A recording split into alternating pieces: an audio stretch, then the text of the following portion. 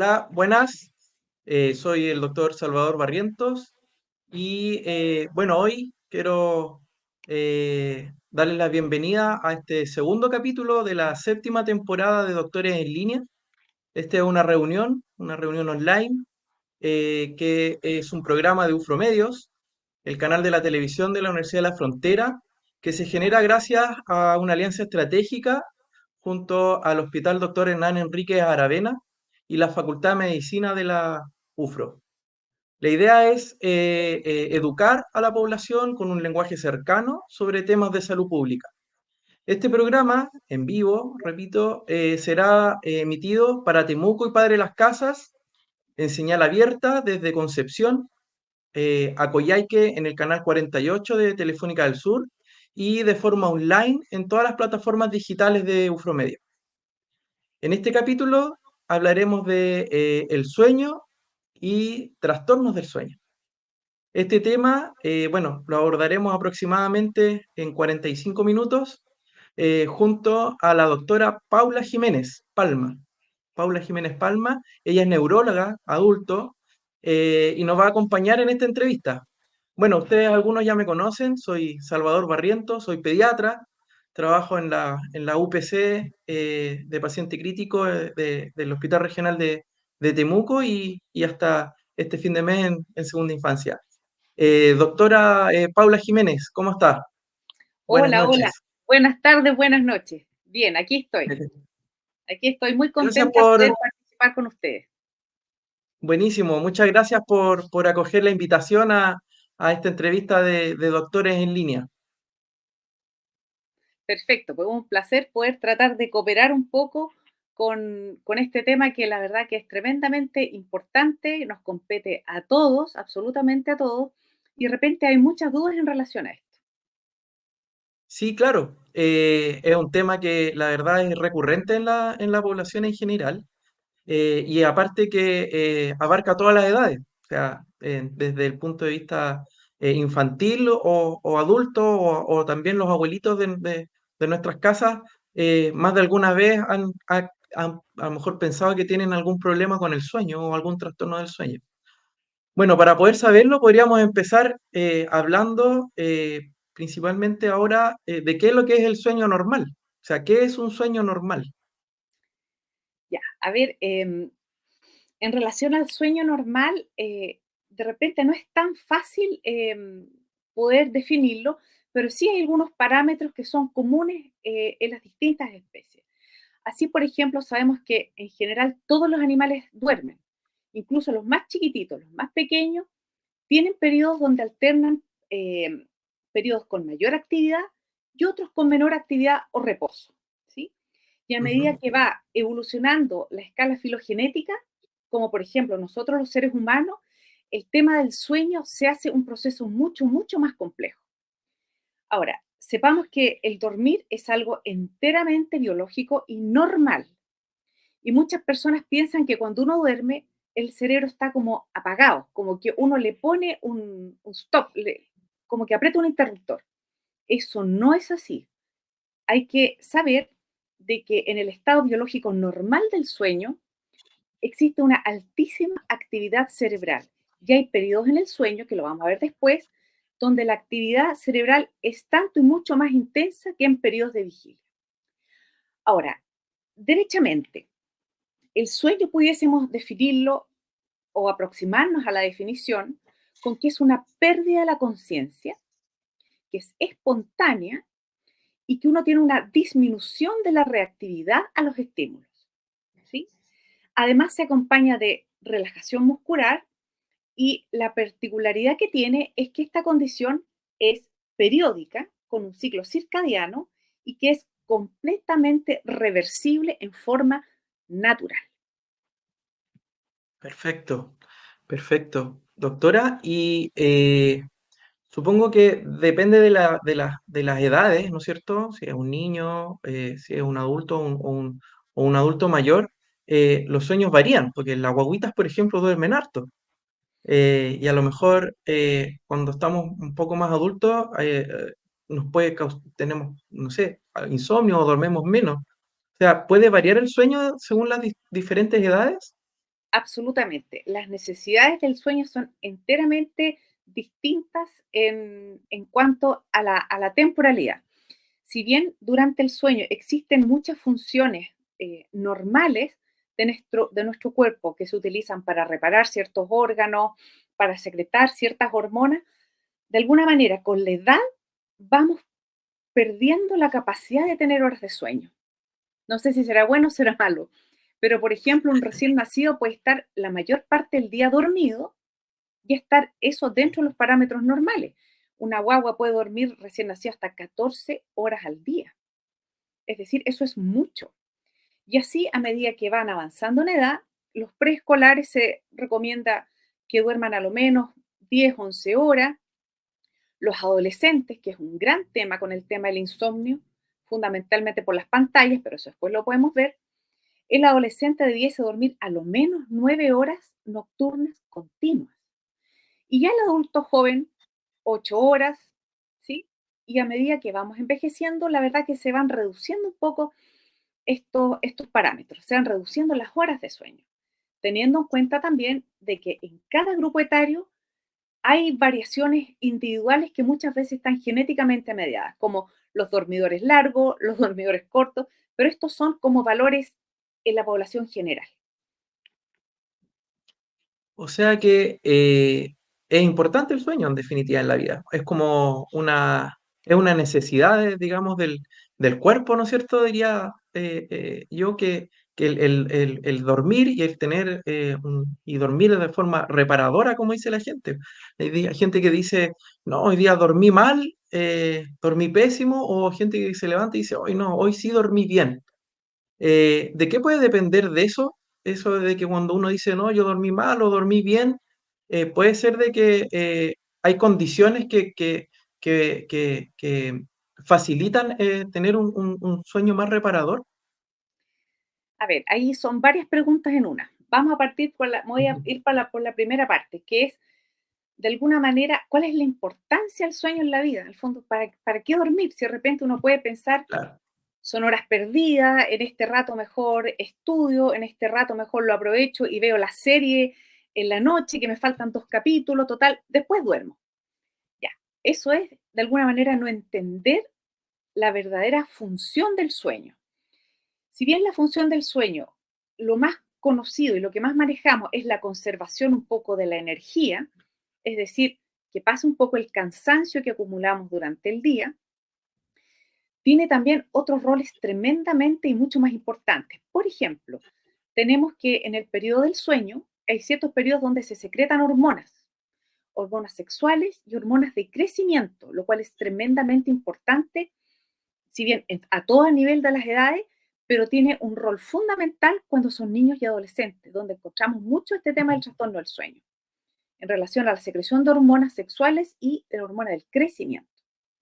Otra cosa que, de consecuencia, por ejemplo, de un mal dormir, es que durante el sueño hacemos lo que se llama una reparación del sistema inmunitario. ¿Qué quiere decir eso tan raro? El sistema inmunitario, imagínense que son como las defensas que yo tengo para proteger mi cuerpo de agentes externos o incluso de agentes míos propios internos, pero que estén ordenados. Es como tener ordenado el batallón de ataque, ¿sí? Entonces, si es que yo duermo, ese batallón va a estar siempre listo. Si es que me enfrento a un virus, si es que me enfrento a una bacteria, en fin. Y eso se repara y se regula durante el sueño. Otra cosa importante es la eliminación de radicales libres durante el sueño. ¿Qué es eso los radicales libres? Que de repente puede parecer algo tan lejano, la verdad que no lo es tanto. Imagínense que, por ejemplo, para poder cocinar algo, ¿sí? Tenemos sustancias que son de desecho. Entonces, eso debe ser eliminado, si no, se me llena la cocina o se me contamina lo que yo voy a comer. Bueno, haciendo Ujú. una analogía, los radicales libres son en parte los desechos del metabolismo normal que tenemos los seres humanos, ¿sí? Que cuando se empiezan a acumular en el cuerpo, finalmente terminamos en condiciones que son patológicas, desarrollamos enfermedades, favorecen enfermedades neurodegenerativas. Y la importancia del sueño es que precisamente en esa etapa es cuando logramos eliminar de nuestro organismo los radicales libres. Y para terminar este punto, que la verdad que uno puede Ujú. hablar un montón de cosas al rol del sueño, La pero una de las cosas importancia del más sueño, claro, súper importantes, importante. yo creo que es el tema de las funciones cognitivas, porque muchas personas duermen mal y llegan de repente a consultar al neurólogo porque se les olvida todo, ya no se concentran como antes, o la gente les dice cosas y ellos les entra por aquí, les sale por allá. Bueno, una de las primeras preguntas que hay que hacer es cómo está durmiendo. Si ronca en la noche, si le cuesta quedarse dormido. ¿Por qué? Porque se ha visto que durante el sueño existe una cosa muy particular que se llama la consolidación de la memoria. ¿Qué quiere decir esto? Durante el sueño yo logro de alguna manera como incorporar los recuerdos que me son útiles y que voluntariamente he querido aprender. Y al revés, descarto los recuerdos que son más irrelevantes. Entonces, por ejemplo, cuando un chico dice, no, yo voy a estudiar para la prueba de mañana, voy a pasarme toda la noche estudiando y no voy a dormir para poder estar súper bien para la prueba. Alcanzo a leer todo. Bueno, esa situación no puede ser más mala. ¿Por qué? Porque yo necesito sueño entre medio, sueño en etapas profundas, para que esa memoria se consolide y logre formar redes con la otra información que yo tengo en mi cerebro y pueda pertenecer a una red de información y no quedar como un dato aislado. ¿Sí? Perfecto, sí, completamente claro. Hablaba ahí de sueño profundo, doctora. ¿Quiere decir de que hay etapas en el sueño? Porque usted decía que uno, el dormir no significaba que como que uno apagaba el cerebro y el cerebro queda ahí sin hacer nada, sino que sigue funcionando, ¿no es cierto? Entonces, pienso yo que hay etapas durante el sueño, ¿no?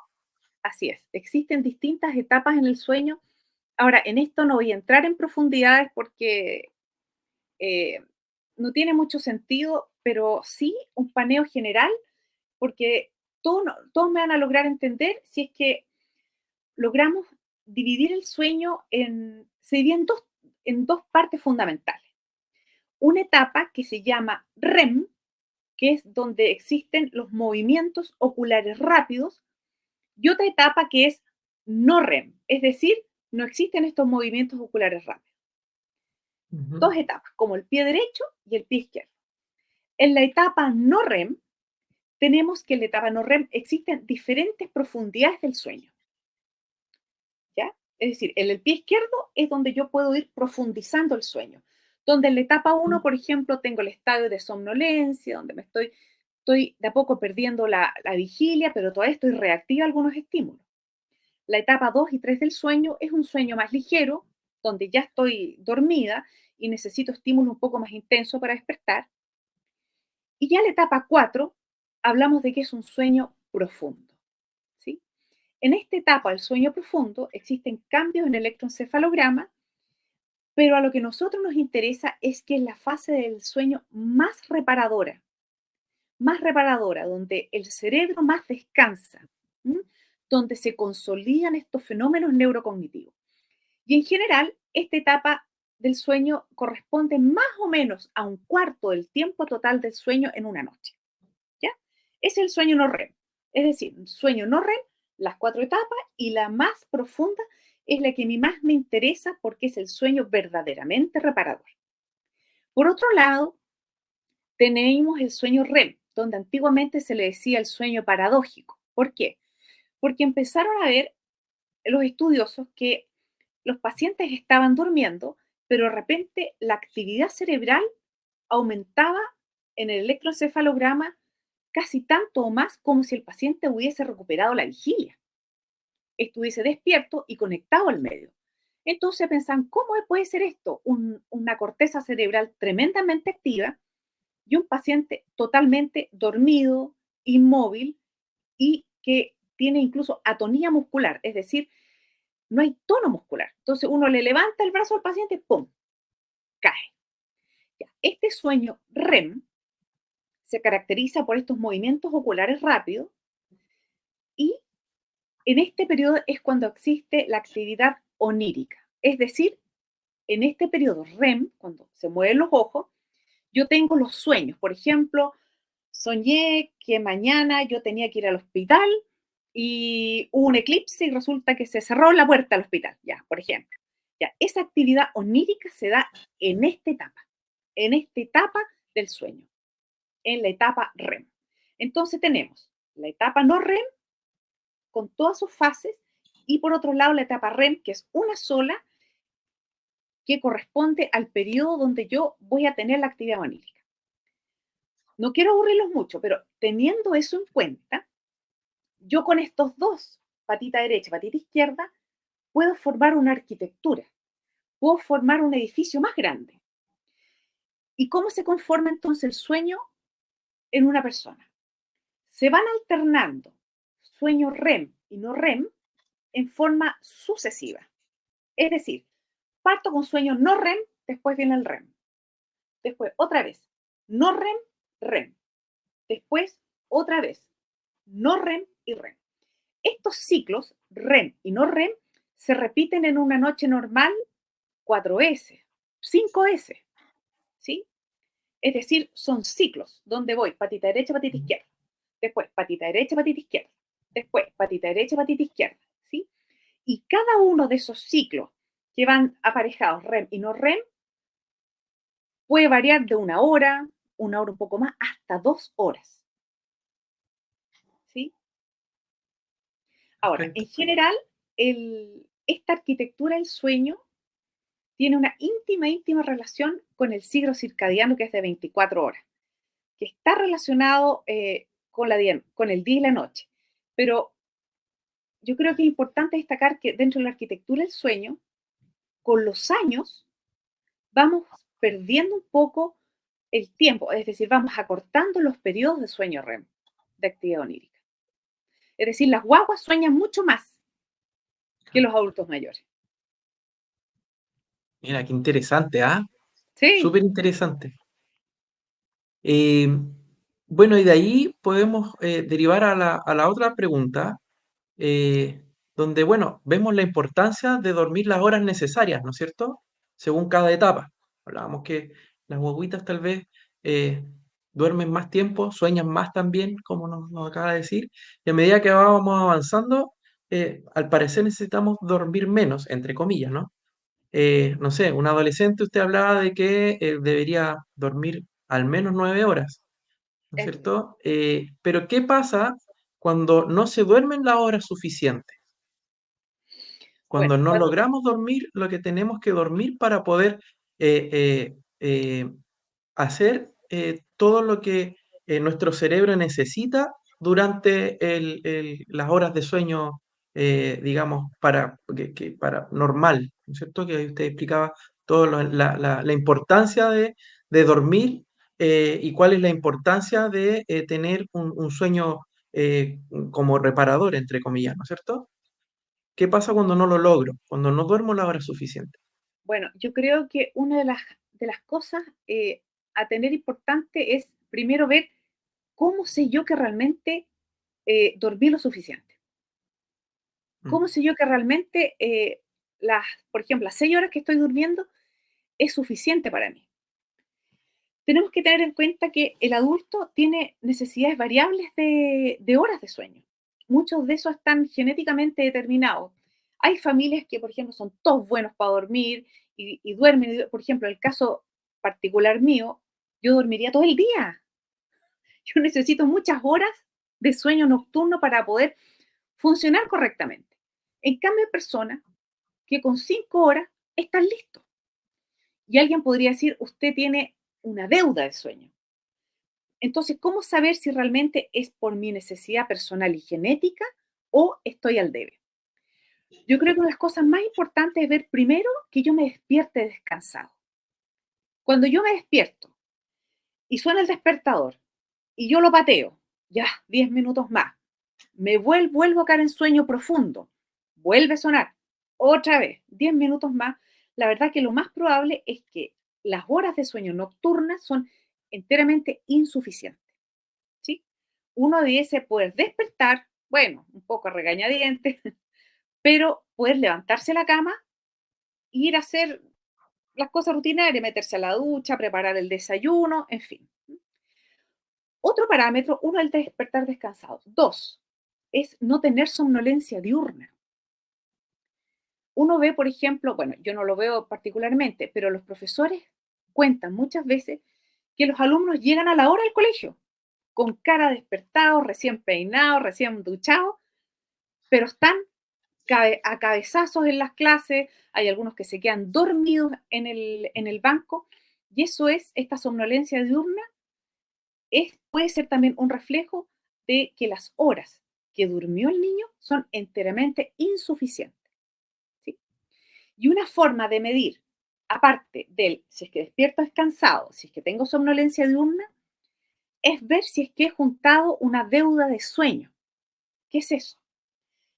Imaginemos que yo estoy toda la semana eh, como Salvador, tú que trabajas en UCI, en UTI, con niñitos chicos, debes tener un ritmo de turno donde, pucha, un chiquitito se enferma, hay que intubarlo, el otro. Entonces, la verdad que es una noche que no es noche para ti, es un día.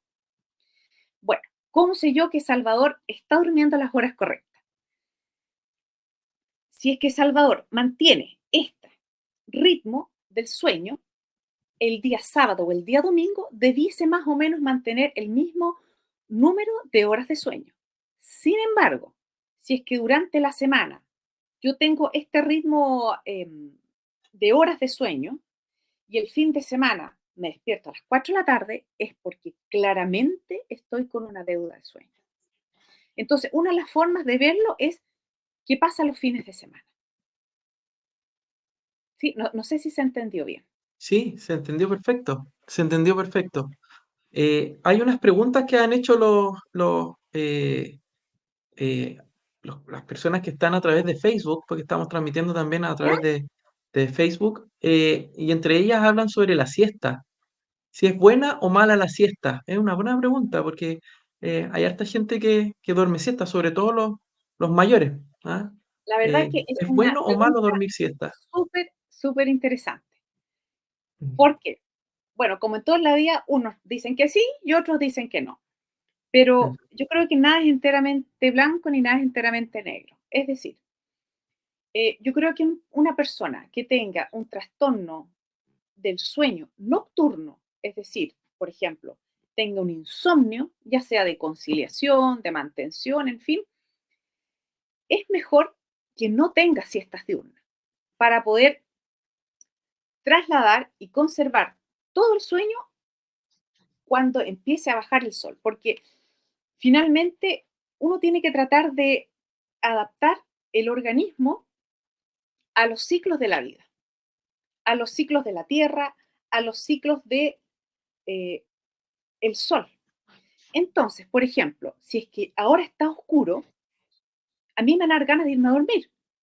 Entonces, si yo amanezco y veo que está claro, voy a tener ganas de levantarme, que también por eso un poco que se cambia la hora, porque si no se cambia la hora, yo me despierto y me tengo que ir a trabajar totalmente oscuro, lo cual es como una contradicción en relación a los ciclos circadianos que estamos conversando. ¿Mm? Perfecto. Espérame que se me Súper. olvidó la pregunta. Ah, ya me Eh, acordé. Ya me acordé. Ya, de la entonces en siesta. ese sentido es mejor guardarme el sueño de la siesta cuando Ajá. empiece a aparecer ya la oscuridad de la noche, siempre y cuando tenga trastorno del sueño. Sin embargo, hay algunos estudios que hablan que las siestas cortas pueden ser tremendamente beneficiosas para personas que trabajan en la tarde, tienen como una segunda jornada en la tarde y se ha visto que les aumenta la vigilia y les aumenta la atención. Ahora, son siestas cortas de 15 a 20 minutos, no son siestas de 2 horas. Es una siesta corta, breve, para poder recuperarme, ¿sí? Y poder partir la segunda mitad del día. Entonces, yo creo que la lectura sería, si es que yo no tengo problemas de insomnio nocturno y tengo jornadas en la tarde, por supuesto sería bueno tener una siesta, pero una siesta en un tiempo muy limitado, no más de media hora, porque si no pierde el Perfecto. objetivo, ¿sí? Ajá. Buenísimo. Bueno, con todo esto del ciclo circadiano, ¿no es cierto? Y de tratar de ajustarse, ¿no es cierto?, a las salidas y entradas de sol, y por eso que explicaba usted también ahí de por qué, entre otras cosas, el cambio de hora. eh, es bueno de repente ayudarse para poder dormir en la noche. Por ejemplo, ahí hacían una pregunta otra persona a través de Facebook, ¿qué tan buena es la melatonina? O sea, si puedo automedicarme con melatonina para dormir. La Ya, melatonina que a esta altura no viene ni receta en la farmacia para así, comprarla. O sea, es un medicamento que al fin y al cabo está es de libre acceso, digamos. ¿Es así. buena la melatonina para dormir? ¿Me puedo automedicar? ¿La A ver, melatonina es una opción? Dice ahí Selma Ulloa. una opción. Bueno, siempre todo puede ser una opción, pero tenemos que saber primeramente qué está, cuenta la melatonina. La melatonina es una hormona natural que está producida por una glándula que todos tenemos en el centro del cerebro, que se llama la glándula pineal. La glándula pineal está encargada de la secreción y de la modulación de la serotonina, perdón, de la melatonina. Ahora, esta hormona está implicada en la regulación, sueño y vigilia. Entonces, en periodos de sueño se secreta más y mucho menos en periodos de vigilia. La melatonina, yo en lo personal, no sé bien por qué, se va reduciendo, la producción se va reduciendo con los años. Y eso pudiese llegar a ser una explicación de por qué los adultos mayores van durmiendo un poquito menos. Se va disminuyendo la secreción de melatonina. Ahora, y uno de los principales factores de la producción o no producción de la melatonina es la luz solar, es la luz blanca, ¿sí? Ujú. Entonces, es tan tremendamente importante que antes de tomar melatonina, yo tengo que ver qué pasa con mi melatonina. Porque si yo estoy con una luz blanca, una luz que simula el día, a las 2 de la mañana, por supuesto que voy a tener un trastorno de la secreción de la melatonina. Y en vez de ir a la farmacia a comprarme una melatonina, mejor regulo la mía. ¿Sí? ¿Se entiende? Pero una vez Perfecto. que ese tema está, en teoría, más o menos cubierto, es decir, existe una buena higiene del sueño, tenemos la posibilidad de disponer de melatonina sintética que es exógena, viene de afuera. ¿Ya? No es la que yo produzco. ¿Qué es lo que uno va a comprar en las pastillas que venden en la farmacia, el gomitas de melatonina para los niños, en fin? Ahora, si bien la melatonina es una sustancia que en teoría es natural, no debiese tener mayores problemas, yo siempre sugiero que la indicación venga desde un neurólogo. ¿Por qué? Porque como todo fármaco tiene algunos efectos colaterales y por otro lado yo puedo estar escondiendo alguna enfermedad detrás del remedio. Es decir, el insomnio pudiese llegar a ser una manifestación de una enfermedad que tenga la persona, un trastorno de ánimo, un trastorno de personalidad, un trastorno por abuso de fármaco, por abuso de sustancia, un hipertiroidismo, en fin, un sinnúmero de situaciones, ¿sí? Y que probablemente inicialmente respondo a la melatonina y digo, ah, perfecto, santo remedio. Me tomo la melatonina y se me acabó el problema. Pues la verdad es que no. Solo era el inicio de un problema. ¿Sí? Por eso siempre creo que es Perfecto. bueno darle una vuelta al especialista. Y por otra parte, las melatoninas, hay distintos tipos de melatonina. Hay melatoninas que son de laboratorio, que vienen de 2 miligramos, de 3 miligramos, otro de liberación prolongada. Sin embargo, tenemos melatonina de todo tipo de formulaciones y de presentaciones. Entonces, hay melatoninas que uno las analiza y resulta que tienen 0% melatonina. Otros tienen un 1, otros son un 80. Entonces, ¿cómo sé yo cuál estoy comprando? ¿Cuál le estoy dando a mi hijo? Por eso yo creo que siempre es mejor consultar. ¿Mm? Perfecto. O sea, siempre es bueno todo medicamento, ojalá ser recetado por un profesional, ¿cierto? O sea, En independiente la de medida de lo que. posible. Exacto, exacto. Doctora, bueno, y ahí entramos un poquito, ¿no es cierto?, a los trastornos del sueño. ¿cuáles serían los trastornos del sueño más frecuentes? Ya. Este tema es muy, muy, muy importante y muy interesante porque todo el resto nos sirvió para entender cómo es un sueño normal, cuáles son las fases del sueño, por qué de repente yo sueño cosas, pero después me despierto y no me acuerdo. Todas esas cosas que son como de conocimiento general. Pero ahora vamos a lo que la causa por la cual realmente los pacientes consultan. Y los principales, bueno, tener en cuenta que los trastornos del sueño se dan en todas las edades, en los niños, los adolescentes, los adultos, ¿sí? Y Ujú. las dos grandes eh, áreas, yo creo que es el insomnio y la hipersomnia diurna, en términos muy, muy, muy sencillos. El insomnio es en el fondo la incapacidad de conciliar o mantener un sueño reparador. Entonces, sí tenemos un insomnio que es de conciliación, donde a mí me cuesta quedarme dormido. Tengo un insomnio de mantención, cuando yo me quedo dormida, pero me empiezo a despertar sola, sin que nadie me despierte a las 2 de la mañana, a las 4 de la mañana. O el insomnio de despertar precoz. Es decir, yo me duermo sin problema, no me despierto a medianoche, pero a las 5 de la mañana así los ojos y no logro pegar pestaña hasta que amanece. ¿Y cómo sé yo que es un trastorno del sueño y que no soy yo, que ya voy envejeciendo y se me va cortando el periodo de sueño? Es como le dije al día siguiente, empiezo a generar una deuda de sueño, tengo un despertar no reparador y muchas veces tengo hipersomnia diurna. Esas cosas nos ayudan a configurar que es un insomnio, es decir, una patología del trastorno del sueño. Ahora, muy someramente, en los niños muchas veces el insomnio tiene un origen un poquitito conductual. Bueno, ahí Salvador, tú me vas a poder ayudar porque tú eres pediatra y de esto te manejas mucho mejor que yo, de seguro, pero quizás estarás de acuerdo conmigo en que la conciliación del sueño tiene parte de conducta aprendida. Entonces las guaguas aprenden modelos disfuncionales. Por ejemplo, la guagua no se duerme si no es en el brazo de la mamá. Se le pasa en el brazo de la abuela y no duerme.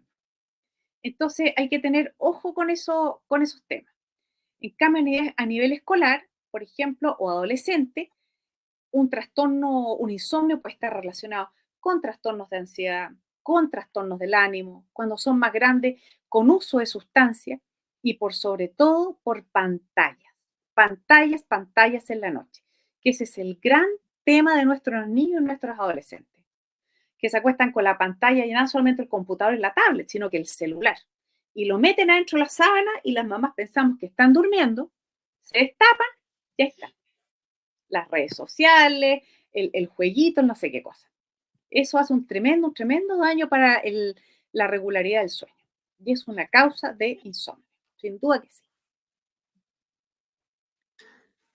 No Sí, sé si hay claro, o dudas con sea, eso o hablamos un poco de la hipersomnia diurna. sí, sí, yo creo, o sea, bueno, definitivamente el tema de las pantallas está, de hecho está recontra estudiado, o sea, hay miles de estudios de lo perjudicial que son las pantallas en nuestros niños y en nuestros adolescentes, bueno, y en los adultos también, ¿no es cierto? Sobre todo cuando se usan previo al descanso, digamos, a dormir. Realmente producen insomnio y que pueden después derivar en un trastorno del sueño. Así es. Eh, y los niños más pequeños, que eso es consulta frecuente, digamos, en pediatría, de que el niño no duerme en la noche, que se despierta cada rato, que se despierta a pedir pechuga o se despierta a pedir la mamadera, pero la gran mayoría, sino es que casi todos, son, como dice usted, doctora, bueno, son por temas conductuales, ¿no es cierto? O por hábitos por higienes del sueño, que eso también lo vamos a hablar, de qué es la higiene del sueño. Pero Ujú. antes de eso, sí, claro, sería bueno hablar de la otra, la La hipersomnia. hipersomnia, que aquí quiero hacer un énfasis tremendamente importante, porque yo creo que aquí voy a hablar algo que sí realmente nos va a interesar a todos. No es que el Ujú. resto no nos haya interesado, yo creo que es tremendamente interesante, pero esto va a ser un tip para que ustedes se fijen en su diario vivir si es que tienen alguno de estos síntomas. Bueno, la hipersomnia diurna no es necesariamente el cansancio, porque yo puedo estar cansada, irme a la cama, acostarme, pero no dormir necesariamente. La hipersomnia diurna es la necesidad imperiosa de quedarse dormido. Las causas son todas estas, pero aquí sí que es importante descartar enfermedades médicas, ¿sí? Enfermedades Ujú. médicas como, por ejemplo, pacientes que puedan tener anemia, pacientes que puedan tener trastornos tiroideos, trastornos en algunas vitaminas, la lista es enorme. Entonces, cuando hay hipersomnia diurna, realmente yo creo que sería prudente ver un especialista. Sin embargo, una de las causas más importantes que hay que tener presente en la hipersomnia diurna es lo que se llama el SAOS. ¿Qué es lo que es el SAOS? Es el síndrome de apnea hipopnea obstructiva del sueño. ¿Qué quiere decir eso en castellano? Existe una obstrucción al flujo aéreo para poder respirar y eso genera un montón de consecuencias que las vamos a ver prontamente. Pero les voy a solo mencionar un par de otras causas de hipersomnia diurna. Por supuesto, el sueño insuficiente. ¿Y dónde se da eso? En los adolescentes que retardan la hora para irse a dormir y tienen que levantarse temprano, que da patrones de deprivación crónica del sueño, y son los chicos que compensan los fines de semana, o cuando existe de frente una alteración del ciclo circadiano, donde es lo que se llama el síndrome de retardo de fase, donde los adolescentes se duermen súper tarde y se levantan súper tarde. Es como que tienen todo el bloque corrido. Pero yo creo que de todo esto, por lejos, lo más importante es el tema del SAOS. Ahora, ¿qué es lo que es esto?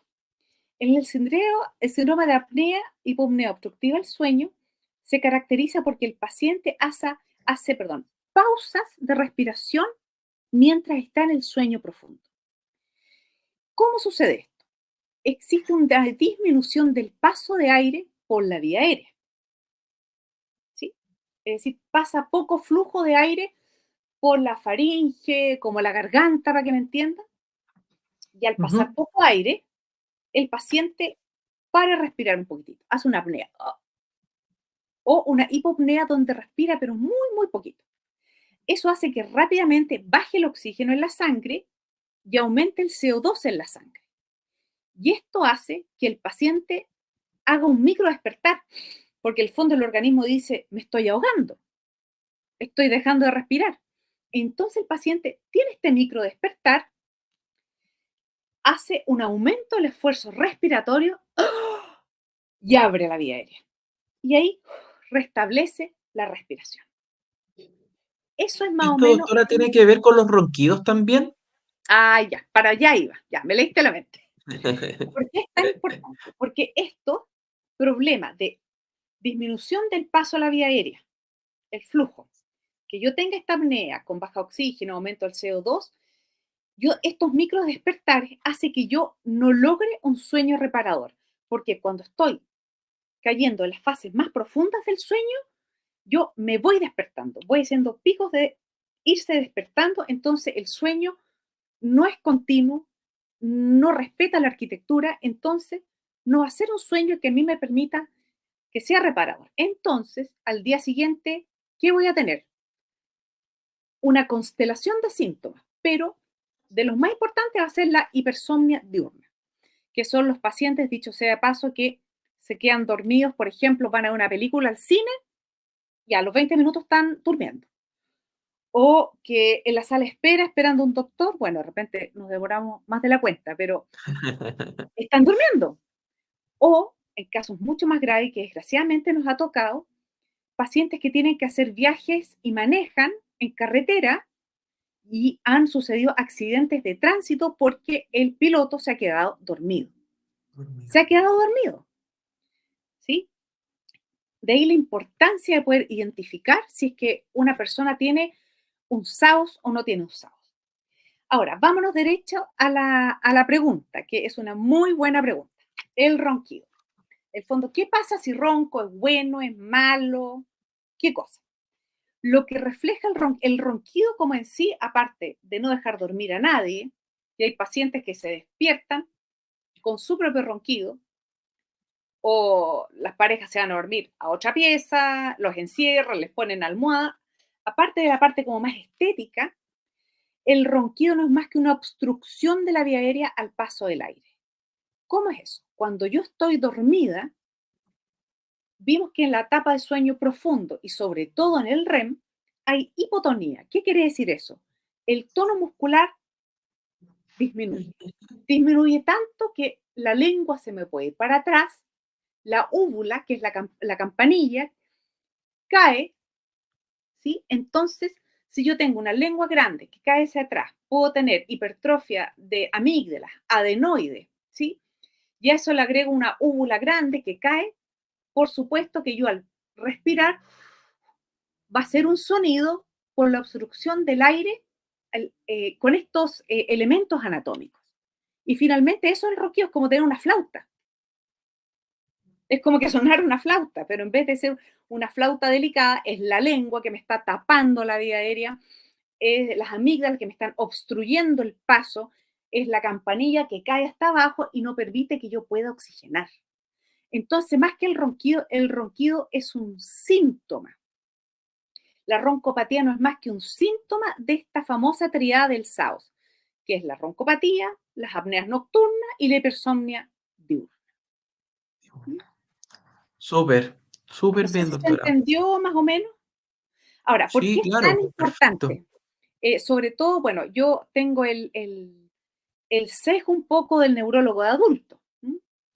Que hay factores de riesgo, por supuesto, pacientes que están un poquitito pasados de peso, que tienen Mm. cuellos un poco más cortos, ¿sí? Que tienen úvulas más grandes, lengua más grande, pero una de las cosas más importantes es que estén subidos de peso. Pero, ¿qué es lo que Mm. puede generar? Porque puede decir, bueno, tengo microdespertares nocturnos, ando con un poco más de sueño de lo habitual, pero por último duermo. Ya, ¿qué es lo que sucede? Estos pacientes hacen un aumento de la presión intratorácica para poder mover el aire, ¿sí? Y estos pacientes se ha visto que tienen tendencia a la hipertensión arterial, que es una enfermedad crónica que de los principales factores de riesgo cardio y cerebrovascular, genera dolores de cabeza matinal, genera trastornos de la memoria, por eso muchos pacientes que dicen, uy, se me olvida todo, ando tan distraída, lo primero es, ¿usted ronca? Cuando duerme, su pareja le dice que de repente queda sin respirar. Y lo otro que tiene el SAOS es que es un factor de riesgo independiente para enfermedad cerebrovascular, para infartos cerebrales. Es Mm. decir, el SAOS no es solamente que ronca y se escucha por toda la casa y es una incomodidad. No, es una patología con una hipooxigenación sistémica durante el sueño profundo que hace que el paciente no tenga un sueño reparador y tenga esta constelación de síntomas, muchos de los cuales tienen riesgo cognitivo y vascular. ¿Se entendió más o Claro, y menos? muchas veces se les baja un poco la importancia de la consulta por estos síntomas. Sí, Es claro. como que se normaliza el roncar, ¿no es cierto? Se normaliza el hacer apneas. Y no es normal. Hay que preocuparse, hay que preguntar incluso, porque hay gente que dice, no, si yo no ronco, y se pasan la noche completa como un serrucho ahí roncando, Efectivamente. Ahora existen y exámenes, claro, ya hay que exámenes, consultar, hay que preguntar, porque trae absolutamente. consecuencias, trae consecuencias. En ese sentido, si me preguntan y me apretan, prefiero que se tome una melatonina además a que deje de consultar por un SAOS. Ahora, Perfecto. ¿cómo se diagnostica? Hay que hacer un examen que se llama polisomnografía, donde uno lo hospitalizan y lo hacen dormir llena de aparatos, conectada, llena de aparatos, ¿sí? Donde miden el electroencefalograma, la actividad cerebral, miden la actividad de los ojos, miden la oximetría, el oxígeno, miden también los movimientos de las piernas, de la mandíbula, ¿sí? Hay un montón de parámetros. Y ahí se ve si es que el paciente, ¿cuántos microdespertares tiene? Hay un número que puede ser dentro de los parámetros normales, pero sobre aquello, el paciente ya puede tener daño. Y es ahí donde hay que tratarlo. Y eso lo hace el especialista. Eso lo hace el neurólogo, el Perfecto. especialista. No hay nada que se pueda hacer en casa. Doctora, mire, estamos casi llegando a la hora. Oh, no le Vamos puedo creer. a... Sí, pasó súper rápido, muy rápido, que es muy interesante el tema, Ojalá es hablar. muy interesante el tema. Me gustaría que tocáramos el punto de qué es la higiene del sueño Ya, sí, y a lo mejor un poquito hablar también sobre el síndrome de piernas inquietas. ¿Qué es el síndrome de piernas inquietas? ya. A lo mejor Eso. antes de la higiene del Entonces, sueño, como dos para cerrar palabras. con la higiene del sueño y las recomendaciones finales. Si usted me alargo mucho, usted me avisa, porque aquí podría hablar No, horas. pero si nos podemos alargar, No, no, esto no, no se tenemos preocupe. permiso. Sí, la audiencia está programada para 45 minutos y voy a tratar de ser lo más acotada posible. Bueno, el síndrome de piernas inquietas es una causa de insomnio, sobre todo de conciliación, que está muy, muy subdiagnosticado. ¿Y qué es lo que es? Es cuando el paciente tiene una necesidad imperiosa de mover las piernas. Generalmente son las piernas. Es raro que sean los brazos, pero se ha visto. En general son las piernas y es debido a una sensación de profunda incomodidad. Es decir, el paciente se acuesta y parte con las piernas. Mueve, lo mueve. Se acuesta para allá, lo mueve para allá. Saca los pies de la cama, los mete de nuevo, los friega otra vez. Ya. Eso antes decía, ya, pues quédate tranquilo, quédate tranquilo. La verdad que se sabe hoy que es un trastorno del sueño, ¿sí? Generalmente se da en la noche cuando el paciente está acostado, pero también se puede dar sentado. Ahora, ¿cuál es el tema? Es que, bueno, el síndrome de piernas inquietas es una importante causa de insomnio que tiene tratamiento. Pero más que el tratamiento, hay cosas que hay que ir a buscar detrás de un síndrome de piernas inquietas. Por ejemplo, trastornos del hierro. No estaré con una anemia.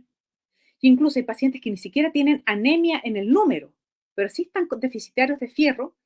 Igual hay que suplementarlo. En las embarazadas también es muy frecuente. Algunos remedios pueden generarlo. Entonces yo al síndrome de piernas inquietas llamo absolutamente a consultar al neurólogo. Ya, y para terminar, un poco el tema de la higiene del sueño. La verdad que la higiene del sueño probablemente es la parte más importante que ustedes me van a escuchar hablar durante toda esta sesión. Mm. Si yo quisiera que se quedaran con algo por lejos, preferiría que se quedaran con los hábitos de la higiene del sueño. ¿Qué es la higiene del sueño? Son de alguna manera los hábitos para asegurar un buen dormir. Si no es más que eso. Y esto, el sueño, se comienza a preparar desde el día. Así, me levanto, ojalá siempre a la misma hora, incluidos fines de semana. Aunque es una lata levantarse temprano, ojalá tener el orden de levantarse todos los días a la misma hora. Tener suficiente exposición solar durante el día. Si es una siesta, que no sea más de 20 minutos. Durante el día, ojalá hacer ejercicio en forma regular, ejercicio físico, ¿sí? Pero evitarlo a lo menos 3 horas antes de irse a acostar. Otra cosa es evitar el consumo de sustancias activadoras. Por ejemplo, si soy buena para el café, bueno, no tomar café en la segunda mitad del día. El té, el mate, por ejemplo, es tremendamente activador. Hay personas que dicen, no, yo no tomo café, me tomo un matecito antes de acostarme. No, mal, mal. ¿Y qué decir de las Coca-Cola y estas bebidas activadoras? ¿Ya? Y durante el día también tratar de estar con estímulo mental, con estímulo anímico, es pasarlo bien con amigos, estar distraído, poder hacer deporte para sentir que en el día hice muchas cosas. Entonces, cuando llega el momento de ir a acostarme, tener en cuenta estos otros. Primero, entrar al dormitorio para acostarse solo cuando tengo sueño. Es decir, si no tengo sueño, no me meto todavía a la pieza, porque si no voy a empezar a transformar mi dormitorio en un centro de operaciones o en un centro de análisis de datos o de firmar las cosas de los niños. No. tratar de que el dormitorio sea justamente para el descanso y para dormir. Entonces, si yo no estoy todavía con sueño, es mejor que salga de la pieza y me prepare para el sueño. Baje la intensidad de las luces, baje la intensidad de los ruidos, puedo escuchar música, música de relajación. Hay personas que incluso meditan a esta hora, se acuestan tranquilamente, repasan su día y preparan las cosas para el día siguiente, sí, pero en un estado muy calmo. Y cuando yo ya mi cerebro como que le bajé un cambio, ahí recién me puedo ir a la cama. Ahora, muchas otras personas leen. Es estupendo. Poder leer, ojalá no cosas de trabajo, por supuesto. Leer algún tema que nos interese antes de dormirnos. Pero lo que no se debe hacer es tratar de dormirse con pantalla. Ninguna posibilidad. Porque entre otras cosas la pantalla es luz blanca, luz de día, luz que me influye en la pineal para mi ciclo circadiano. ¿Mm? ¿Qué más? Tratar de eliminar las siestas si es que yo tengo mucho trastorno del sueño y, por supuesto, evitar tener la tele en la pieza. Hoy día, antiguamente era la pura tele, hoy día son dispositivos, celulares, es decir, no tener cosas electrónicas, ojalá, en la pieza. ¿Sí? Y Perfecto. cerca del sueño, esta otra cosa. Y con esto ya después me callo. No tener No, comidas perfecto. pesadas en la noche, porque muchas Mm, personas dicen, no, voy a ir a reunión de trabajo, mira, me llevaron aquí, mira, no quiero hacer propaganda a ningún restaurante, pero nos comimos una parrillada, estuvo buenísima, con cebollita aquí, nos tomamos un vinito, por supuesto que ese pobre personaje no va a dormir en toda la noche. Claro.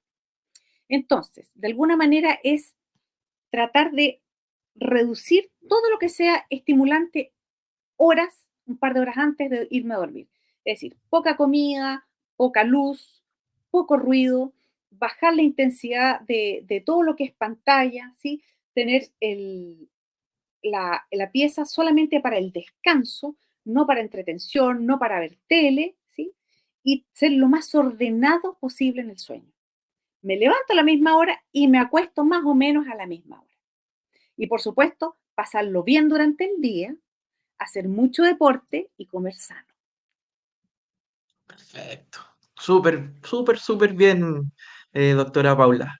La verdad es que sí, pues es un tema que da para largo en realidad. ¿Ah? Da para largo porque y es un tema recurrente. Como lo decíamos al principio del programa, es un tema que la gente sí lo consulta, sí se preocupa de esto. eh, no es poca la cantidad de personas que piensan tener un trastorno del sueño o que no duermen bien, y hay muchas dudas sobre en qué es o cuál es la importancia del sueño en la vida. Y es por eso que quisimos hacer este programa y quisimos invitarla y darle nuevamente las gracias por haber aceptado esta invitación y poder explicarnos, ¿no es cierto? Y ver cuán importante es dormir bien, cuán importante es tener una higiene del sueño y cuán importante es dormir las horas necesarias, ¿no es cierto? Así que, nada, reiterarles los agradecimientos, felicitarla también, porque fue una excelente expositora, y dejarla invitada, pues invitada para que tenemos harto año todavía de Doctor en Línea, este recién el segundo capítulo de esta temporada, así que queda cordialmente invitada para poder abordar algún otro tema. Ya, pues muchísimas gracias. La verdad que ha sido un gusto poder participar con ustedes y ojalá que las personas que están al otro lado de la pantalla haber podido ayudar un poco a despejar de repente dudas que son muy simples, muy sencillas, pero se necesita un poquitito de información y se les aclara la película. Así que gracias a ustedes por darme esta oportunidad de poder compartir estas cosas. Perfecto, un abrazo, buenas noches. Igual, Buenas noches buenas también a noches. todos los oyentes. Chao, chao, buenas noches.